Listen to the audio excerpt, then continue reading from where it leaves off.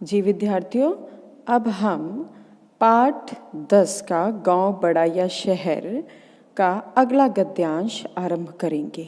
अभी तक हमने गांव और शहर की बातचीत में यह जाना कि गांव में हमें ताज़ी ताज़ी चीज़ें मिलती हैं कुछ अव्यवस्थाओं के साथ, किंतु शहर में धूप और ताज़ी हवा की कमी है, बाकी सारी सुविधाएं उपलब्ध है। तो आगे पढ़ते हैं। शहर कहता है गांव से, तो कौन सी बड़ी बात है। इससे पहले गांव ने क्या कहा था कि उसके पास पौष्टिक भोजन मिलता है। तो शहर कहता है तो कौन सी बड़ी बात है, मेरे यहाँ भी अनाज मंडी, सब्जी मंडी और अन्य वस्तुओं के बाजार हैं, जहाँ से हम सभी प्रकार की आवश्यक वस्तुएं आसानी से खरीद सकते हैं। स्कूल, कॉलेज, सिनेमा, अस्पताल आदि के होने से लोगों को शिक्षा, मनोरंजन और स्वास्थ्य रक्षा के साधन भी सहज ही प्राप्त होते हैं।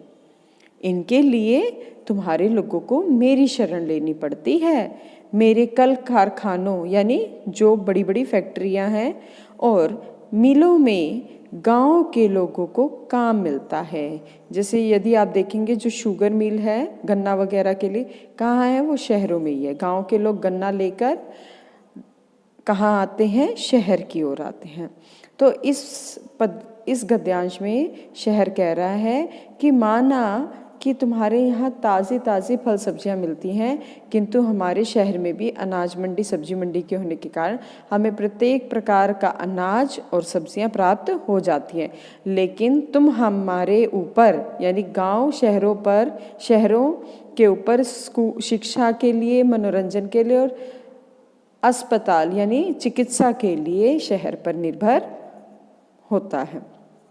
अब गांव ने कहा शहर से, देखो भाई, तुम्हारे बाजार के खाद्यान्नों में मिलावट होती है। मेरे यहाँ खेती और बागवानी होने से, बागवानी यानी बाग, और बागों में ही फल लगाए जाते हैं, ठीक है। सब्जियों की खेती होती है और फलों के बाग होते हैं। बागवानी होने से अनाज, फल, सब्जी आदि शुद्ध वस्तुएं आसानी से मिल जाती है।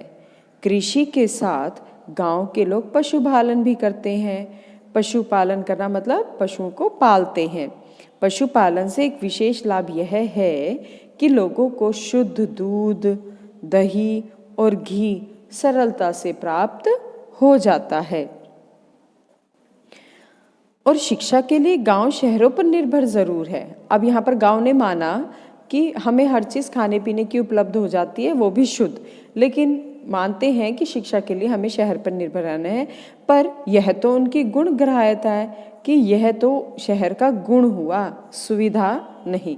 रही तुम्हारे कारखानों और मिलों में कार्य करने की बात, तो यह मत भूलो कि तुम्हारे कपड़ा मिल, दाल मिल, गन्ना मिल सब मेरे यहाँ से लाए कच्चे माल से चल रहे हैं। अब आप शहर की जो अर्थव्यवस्था है वो मुख्य रूप से किस पर निर्भर करती है? गांव से आए हुए कच्चे माल पर। अब शहर बोला, यह तो तुम अपने बारे में वही पुरानी रटी रटाई बातें दोहरा रहे हो। अरे दूध मिलता है गांव वालों को, शहर में तो खरीदने पर मिल भी जाएगा, गांव में तो खरीदने पर भी नहीं मिलता।